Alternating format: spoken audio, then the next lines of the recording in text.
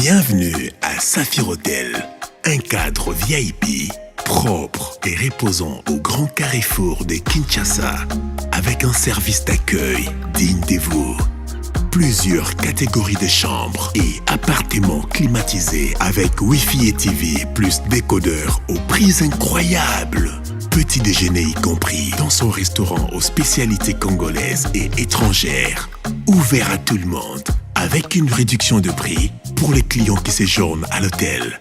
Notre adresse, A4 avenue Ikelemba, quartier Matungé, commune des Kalamou. Téléphone 099 991 74 21 81 600 8000.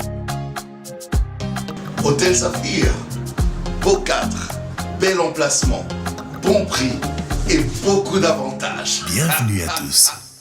Mbote Nabino, Balandinho sur Abosolo na politique officielle et Sika Bozwami partout dans le monde. Boza Rolanda Biso na Allemagne, boza na Dublin, na Irlande, na Hollande, topesi binombote boza na reçu. Même ba étudiant bazo na biso na Tunisie, topesi binombote boza pe na Kinshasa, boza na Congo central, bozo na biso na Bujumbura, boza pe na Maniema, boza na Bunia, na Beni, na Butembo, Mbote Nabino. Bomo mesano même ba ndeko na biso à Brazzaville, bazo se pe na boso na politique officielle mingi, bozo na biso na Luntete, na Nkukabateke, boza na la Tcheme, na Batignolles, topesi binombote. Bozo na politique, programme Yebani, lundi, mardi, mercredi, jeudi, vendredi, ngonga 10h30, 17h, 22h, 0h, 6h, 8h du matin, nous sommes pour la sala et te bino bozala suffisamment informé. Bo s'abonner pe belé pambate moto ala ndaraboso na politique à s'abonner te za la motomoko ayaka na église maintenant na batisa mate eza penza malamote. Alors bo solo na politique spécialement lelo to yambi ndeko na biso moko congolais azali diaspora ou yavandi na États-Unis. Ndeko Mubake Ramazani azali président ya ONG aye kota la biso na compte boso na politique ndenge to lobaka motonyo so paza libanda so akomi na Kinshasa ko kolekate soki akutani na boso na politique te pona koyeba na batuki na koma ki Kinshasa esengelo kutana na boso na politique. Alors ndeto yambi leo na tongwa wa pour que to solo na ye na likanisimo kaza nango nini aye penza kolobela biso. Je pense que ensemble nous allons tenter de réfléchir autour et à démarche na ye et kosonga ndeko mo azolanda biso lelo na tongo esika tozali avec tout honneur et considération. Généralement to salaka na ba TV na biso soki tol baba meso ya milai mais vu état ya ndeko na biso tozaki obligé to trouver espace boy pour nanga ezali confortable na yoki d'abord malamu na sepeli po to vande na yebo to ko solo la pina lokwa tozana ndako tozoli ya fufu. Ndeko Mubake mbote na yo mbote sango mokonzi ta na yoki Mubake na kanti Valentin Mubake ya biso ya politique yao bozana yeba ndeko te azaka papa ya mboka mais to abondeko penza te c'est congolais comme nga ba Mubake mingi bazanga na Maniema Maniema, Bukavu, partout, les tribus Rega. Barega mingi nde bazaka na Mubake. Oui. Na présenté awa lokola ndeko Mubake Ramazani, nous allons président ONG Neema Fovenerebu yomondo ibi yango mwa. Neema Fovenerebu People Foundation, NFPF ainsi. Wana eza na anglais. Oui, eza na anglais. Na français ezani. To na lingala so batu bayeba na mozindo ya kombo. Neema elingi koloba grâce donc grâce ya bato moko esengela ki bazala respecter mais bazala ka respecter te ndepeza fond. Pourquoi olobaki yango bongo? Pourquoi tu vas kombo Neema? Na explication au pesi wana. Omoni ndeko il fallait mboka na biso prévoir makambo ebele pour na ba personnes vivant avec handicap. Nazalaki na parler du peuple lobi na koki kokota te na zongi pour ba prévoir eloko moko te. Il fallait ki ba ye ba ke na mboka na biso tozana plus de 8 millions bato bazana condition bo. Alors basala ki yangote. Donc généralement même na mboka libande zalaka tant bosali ba ascenseur, tant bosali ba escalier, tant bosali ba marche nyonso ya bato pe bazana problème ya nzoto boye bango pe bazali na lonengo babongiseli bango po batambola pe malamu. Wendeko même bandako yo moko tongi l'état comme obligé aux États-Unis il faut prévoir place ba personne handicapée ko va akioza la pe locataire na yo akoki koya kotala yo ba biloko ndenyo na po bango pe ba se sentir que ba bato na kati ya bato. Très bien. Alors, Mokonzi Mboka actuel, Félix Tshisekedi, dans le gouvernement, à reconnaître quand même les personnes vivant avec handicap, vous avez un ministère, Mobimba, ou vous avez un solo. Considération, wana, yo yoke en boni. Bon, Mokonzi Mboka, za mutu moko azopesa considération makasi na personne vivant avec handicap, na kutani na mbala moko na Atlanta, na landaki na Atlanta. akitaki na escalier po aya kuambrasenga. Alors eza considération makasi ministère wana pe ezali considération makasi na ndenge yazo salela ngo mais soki okei sikona ba réalité mususu eza penza bongo te. To krepe kondima kaka ta yoza la ministre ya ba personne vivant avec handicap soko zana souci wana. Omoni ngana yena likambo moko isengeli ministre ya mbanga yoka ngana lingolo banini mais tilelo ya mbinga te. Alors Omoni Kezako kende moi contraire na volonté à chef de l'État. Est-ce que bino wa personne vivant avec handicap ozomona ko marginalisé?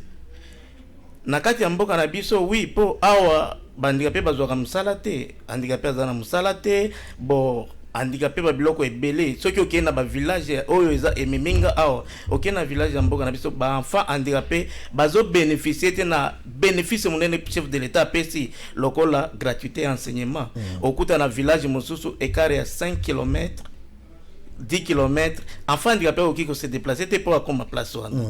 Alors et oyo nde ememinga na ko mona yo sango mokozi. Très bien.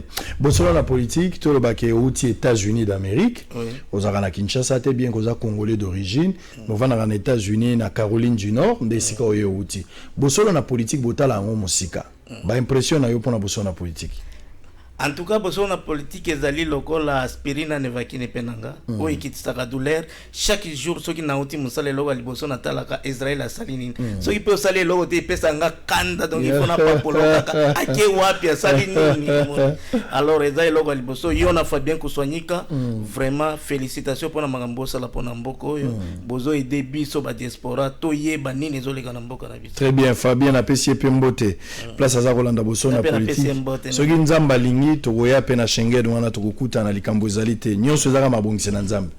Alors na ngaki tokota penza na likanisi ya démarche na yo oyo ekosala boso na politique lelo ya mbio ozali responsable président ya nani ya fondation oyo za ONG obandi yango kan ONG o likanisi yango pe utaki wapi? Ndeko likanisi yo tinga na za personne vivant avec handicap na leki na makambo ebele na kati ya vinanga o nyoso na zolobawa na tanga te pona ba nini ya ba intervalle ba place ya classe na nini tango na komi na États-Unis na moni vionga na kotaki kuna ba considération na zwaki na moni te na koki ko vanda boete fona kendo partager na bandeko nanga. Alors na bandeko sala ba étude tango na bandeko sala ba étude nini salaka ba personne handicapé ba tonda na ville ba kende ko senga ba tona ville parce que zo na boulevard lelo ya boulevard eza bango na bango catastrophe c'est catastrophe.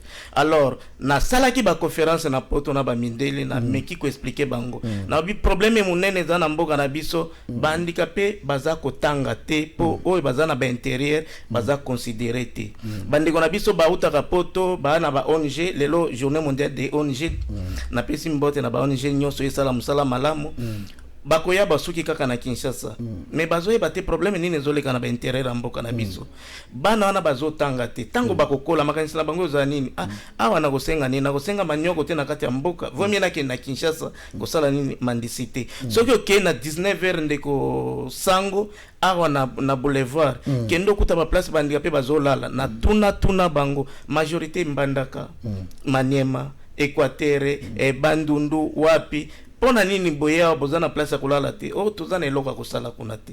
Alors na bandaki centre wana na lobite nazwa bana mike oyo baza kovanda na bamboka na biso na fantisa bango place au classe ezali pene back in the class nazwa à moins 27 enfants oyo bazali kovanda na personne vivant avec handicap bana 12 femmes 17 garçons baye kovanda na centre wana baye kolani fiske musala en tout cas ezalaki esengo makasi na kanisi Babili Yangwana, on va d'abord suivre pour continuer. Je pense que TVza Radio T, précieux.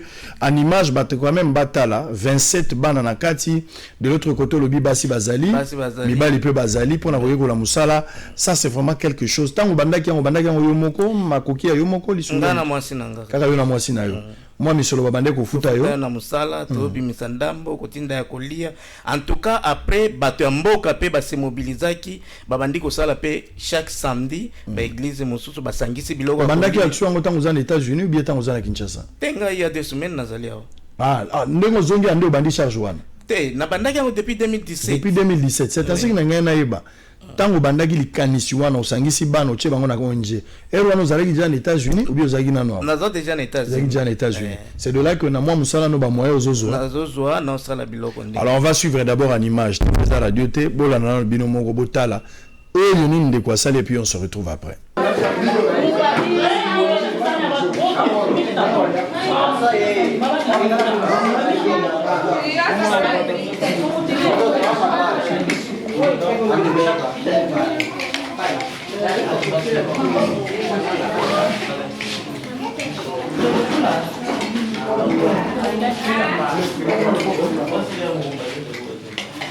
Nani? Mumutilie. Kiri umuservire naye.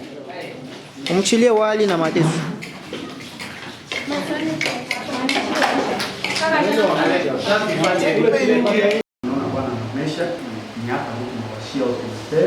Na pale pale pia ndio kwenye unaweza ukazime kisha kwa sawa. Basi ya kuwasha kunya pale iko kasinyale pale ndio fasi ya kuwasha na ndio fasi ya kuzima, na hii yote inakusaidia kwa kuandika na vidole vyako au kufanya hesabu.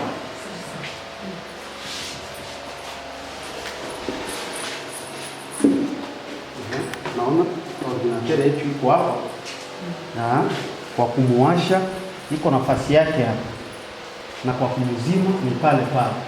Ukapenda kuandika nini utatumia hii.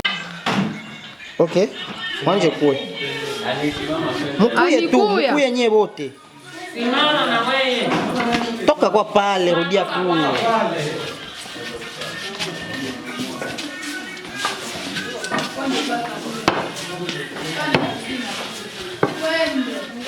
Kapolo msukume kwa chief.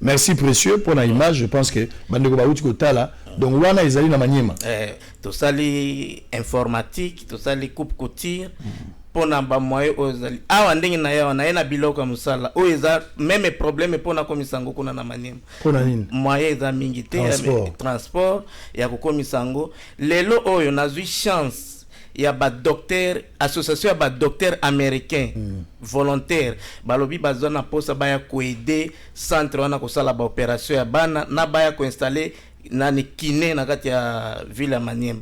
Alors ezaki chance munene pona kolobaki soki baye bakosala nani constat ya état to mema bango pe na ba province mosusu totala pe ba province mosusu oyo eza na ba même difficulté bana mbongo ebele mais condition ba pesinga ezali ke nazala na bâtiment oyo bakokutela nga nango lelo naza na bâtiment te to mege ko solo na basango ke poto to zalaka ba locataire pe na bango est-ce que to ki ko installer ba biloko ya boye na kati ya bâtiment na balobi te bâtiment na bo ki ko installer te po eza bâtiment ba maser d'ailleurs ndenge za wana to lingisi contrat te il faut kaka botika bâtiment ba botaki ba mindondo ebele lelo bana wana baza éparpillé yango nde na likaki na meka koyebisa naya epe na yo taki esango mokonzi toyeba soki tokoki kosala soit appel de fonds toyeba soki mama mokonzi ya mboka oyo aza na fondation na ye lelo ezali vraiment mobile ezosala misala ya makasi mama Denise Nyakeru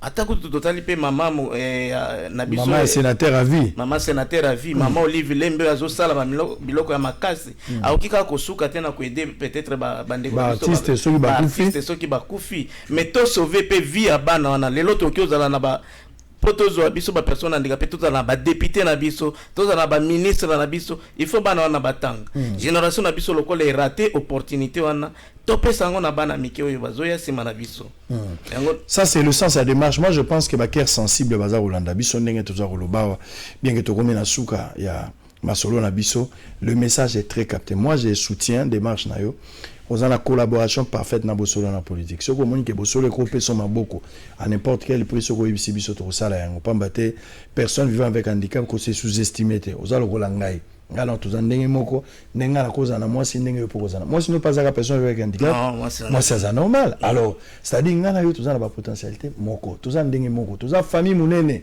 donc ndenge to za ngala zolo obi ko za kitoko ko leka ngai na kitoko yo leki ngai yo leki ngai kitoko. Donc mokonzi ya mboka mais depuis oyo za la difficulté munene difficulté no za ke ba boyi ko yamba yo jusqu'à présent na sali ba démarche ya kokutana na kokota na bureau ya mokonzi ya mboka na sali démarche ya kokota na ministère na biso na sali démarche ya kokutana na bureau ya mama Denise Nyakeru na fondation na ye la fondation ya mama Olive Lembe na tiki ba mikanda partout suite moko na zuite oh là là en tout cas na zuite suite moko te pour ezali vraiment décourageant kozwa opportunité ndenge oyo oyo kokile loko pesa solution na ba problème ba personne vivant avec handicap et bazo vivre wana. Très bien, na PCP Martin Ekanda. Oui bien Martin Ekanda non? Na ebi na PCP mbote place azali pas za moko ba personne vivant avec handicap mais mutu eza ko sala lelo ici pas et telemi je pense que za bisika ebele na PCP mbote place azali na moi sina mama Rifine nzamba pambola bango tolingi bango mingi mama Denise et puis naza ko senga boza na ministère mobimba chef de l'état aza ko pesa valeur na ba personne avec handicap bo benga ko s'impliquer en urgence ndekoyaki na Kinshasa mobimbo yaki na ngoza tourisme te ayepo na musala projet memi c'est un bon projet où ekosonga gouvernement bima la boulevard ande bozomona ba image à boulevard bozomona botala bino moko ndenge mituka soki ka ketelemi na feu rouge botala ndenge batu baza ko senga mbongo nyonso niza ba personne vivant avec handicap so na problème makolo so problème maboko so na problème misu mais nyonso na ba personne vivant avec handicap nyonso na ça dérange il faut une bonne prise en charge et la charge à l'état mais ya za na privé azolinga kutu na likanisi na ye asunga bandeko asungi bango na moyen de bord mais o etikali l'état peut faire quelque chose bon mais kana kokota contact lelo so bani ba kuta na yo ba osala nini bakoki kobenga nga na numero na nga en tout cas bakoki kobenga bosolo na politique babengi yo bosolo na politique boza na numero na nga awa bakozwa nga soki pe balingi obenga nga directement babenga na 081 012 45 34 na soki numero ya poto eza plus 1 336 D47 D805 wana okozwanga na WhatsApp na banini nyoso ozwinga alors okiko sala oyo ezali bandeko na biso ba diaspora oyo azana motema ya kofungwama kobenga ngate po pesa nga promesse po ba promesse wana to esala kate na sengi pe na ba fondation lokola ya Moïse Katumbi Chapwe eza fondation munene esalaka na mboka na biso fondation ya Fali Pupa fondation Vodacom Bralima bato nyonso bazana mwa tozana besoin ya bâtiment ata moko kaka o bakoki ko ya ko installer nano biloko ya musala mpona komona kaka baeta nini bahandicapé baza kovivre nalingi nakitisa baaméricain baya komona eta bahandicapé bazovivre nango na kati ya baprovince na biso. Mwana mwasi azangi ata eloko ya kosala pour que asomba ban génique na ye moko. Mwana mwasi ayebi kotanga te ndeko sango, ayebi ndenge kokalkule periode na ye te, azozwa bazemi n'importe comment. Totuni nde nini yozobota chaque année alobi nayebi te nde nini nakoki kostope yango. Et pourtant ba nini ya kopesa bango ba formation ya kopesa bango planification familiale ezali moya ko éduquer bango po ba s'échapper pe na cité ezali po ba faible ba na eloko te vayu nyonso okyo ya même na 2000 francs ko facilement po ana eloko te. Très bien. Message de Sali Passi. Numéro de téléphone, Oyande Kwapesi Aliboso ya Kinshasa Zali 081 012 45 34. Oya Poto Zali plus 133 62 47 28 05 plus 133 62 47 28 05. Soki obungisi obenginga kaka na kopesa bino ba numéro wana place akolona yango soko loni yango kolona mabele malamu. Personne vivant avec handicap azamu tolokola yo azamu tolokola ngai mi se komi na sukati yo pe fotombola maboko na botombola soko tomboli te babe. Oh la sepeli mingi kombo ya mwasi na nani Matunda Rosette obalié officiellement ba mariage nyonso ikoka donc nyonso misat bozana bana bonisiko nzambe apesi na nte toza moko akufa mais to sambela kobanga te ngana za témoignage 8 ans nzamba apesi nga mwana 8 ans après nazwa mwana. Je suis resté 8 ans sans enfant na 8e année ndenga nazwa mwana nosenga ndeko nyonso sambela ponanga kobanga te nzambe ya mawa kanisa makambo nazoyebisa yo na Bible nazo silisa eza na bato mususu na Bible nzamba pesa bango lobiko po ba servir kisi pona biso ça il faut eba yango lisolo ya Sara yo yoka yango na Bible momona ki Sara te lisolo ya Ano yoka yango na Bible mona ki ante ngala naza liboso na yo naza témoignage pona yo nzambo apesa ki moi naza capable à opesa yo bosolo komi na suka tokutani prochainement avec le même plaisir pour le même travail les mêmes objectifs. Investigation c'est notre devoir sacré. Bye bye kimia na mabota na bino. Merci beaucoup. Merci beaucoup. Bienvenue à Saphir Hotel, un cadre VIP, propre et reposant au grand carrefour de Kinshasa, avec un service d'accueil digne de vous. Plusieurs catégories de chambres et appartements climatisés avec Wi-Fi et TV plus décodeur aux prix incroyables. Petit déjeuner y compris dans son restaurant aux spécialités congolaises et étrangères. Ouvert à tout le monde avec une réduction de prix pour les clients qui séjournent à l'hôtel. Notre adresse, A4 avenue Ikelemba, quartier Matungé, commune de Kalamou. Téléphone 099 991 74 21 81 600 8000. Hôtel Saphir, beau cadre, bel emplacement, bon prix et beaucoup d'avantages. Bienvenue à tous.